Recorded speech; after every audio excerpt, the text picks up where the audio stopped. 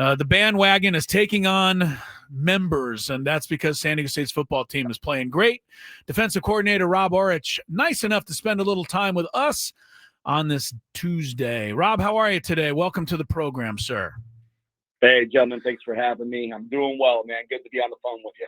And, we're really excited. Before we get to the football team, Rob Aurich, folks, is from Bemidji, Minnesota.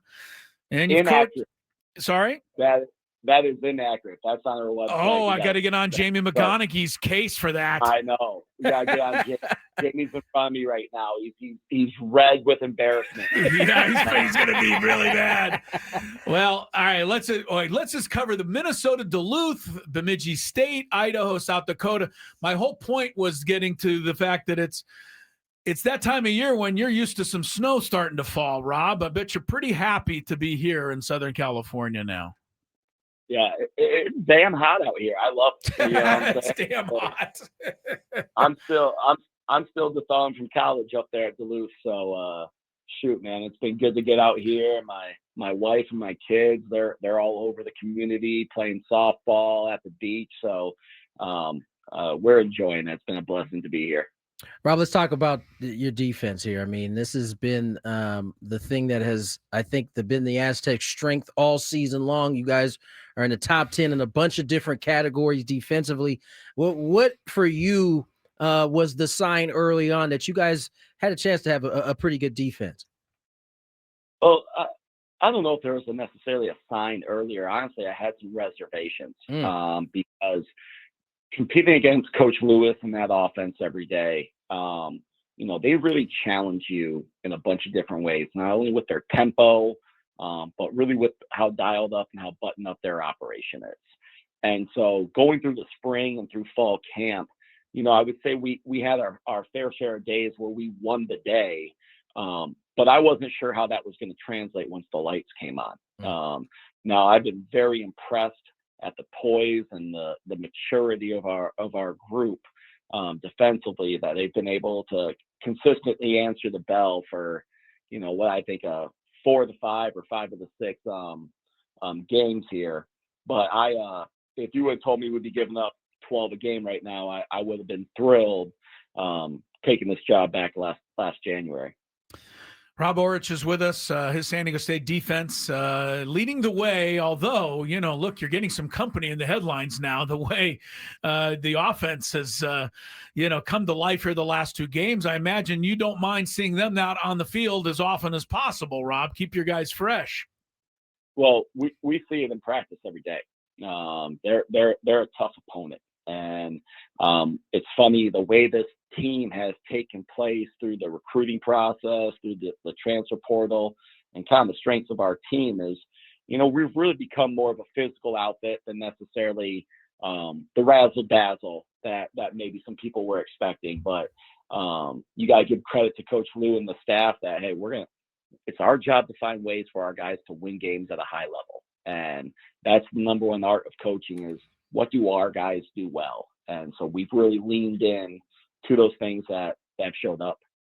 Rob Aurich joins us, Aztecs defensive coordinator, here with us right now. And Rob, specifically watching your defense, you guys can cover on the outside. I mean, how much of a benefit is it to have some corners that when you guys go man up, you guys can cover the field the way you have, at least buying that defensive line even more time to get to the quarterback? It's incredibly important. I have 3 kids. I love my 3 kids. Our 2 corners are right behind them. We're a quarters-based operation for people who have watched us and studied us. And what I've been thrilled with is, we obviously, we dedicate enough hats to stop the run at a consistent level. That's a part of the DNA of the defense.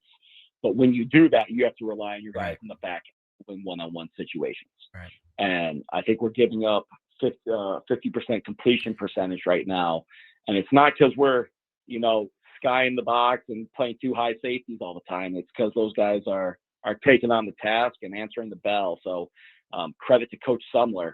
I think he's done an incredible job with our 2 corners.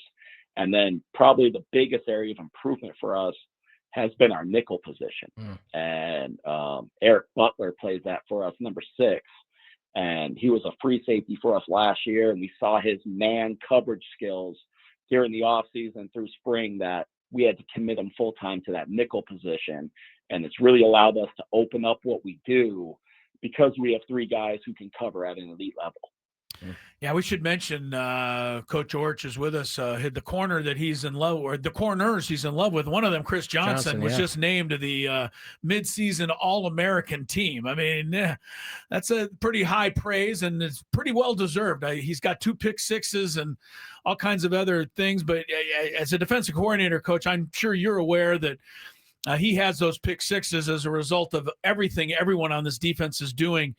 What is your philosophy in terms of, putting your whole corner and secondary together and working it in concert with, guys like Trey White and people rushing the passer? Yeah, it's a great question. And the way that our defense has evolved is, our secondary really complements our pass rush and vice versa. So what we're giving up front from Trey White and August and Niles King, it's allowing our secondary to really play on first breaks of the receiver. And it allows them to be a little bit more aggressive and take a few more shots per game rather than having to play conservative, understanding the play is going to be 4 or 5 seconds.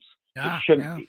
And so the way we've been able to flush quarterbacks and the effort we're getting from the D-line, I think those guys have worked well in harmony together. And so for us, we got to keep that going. We got to keep that going. Only 6 games in right now. We got to keep playing at an elite level. Is that the kind of idea moving forward? Obviously, you're only 6 games in, a lot of season left to go. But I imagine you see more potential for this defense to get even better. How does that look moving forward? Yeah, you're spot on. Every day we come in and we evaluate, what fundamentally can we continue to get better at? And technically, how can we play a call or a adjustment cleaner? And for us, as we self-scouted ourselves over the past week, there's a bunch of areas of improvement.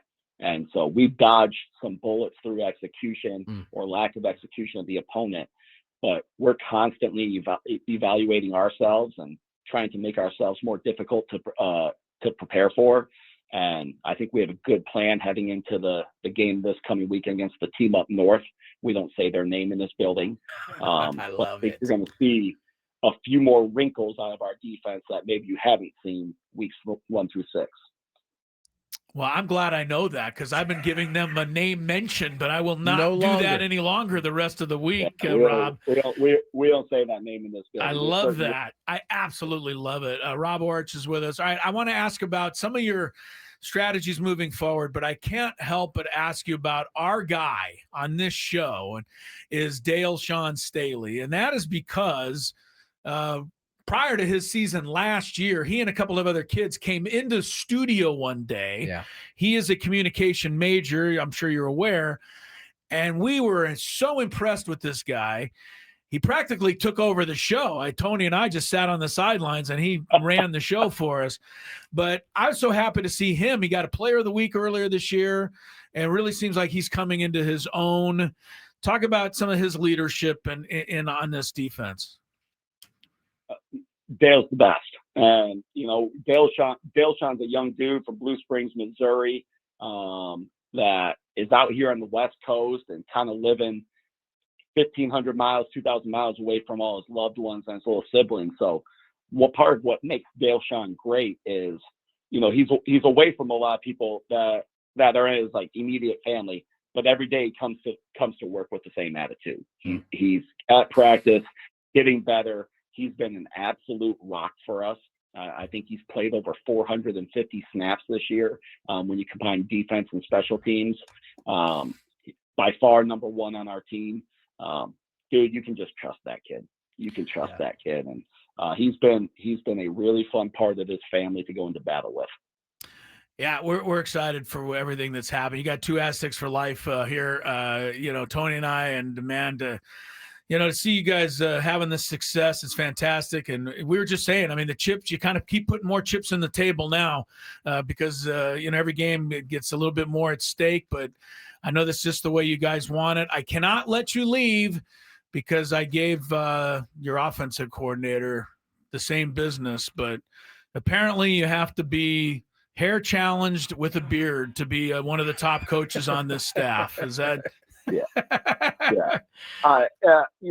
I'm not a traditionally good-looking human, and I wasn't going there. we all have strengths and weaknesses, but we do what we can with what we got. And Scott Van Pelt is a bald man. Charles Barkley, we're making a comeback. That's right. That's baby. Right. You tell him, Rob. Well, best of luck, man. Good luck this weekend against those guys up from there, and come back from there with another win. We look forward to it, and hopefully we'll catch up with you guys down the road. Thank you, sir. All right, you guys are the best, man. We'll talk to you.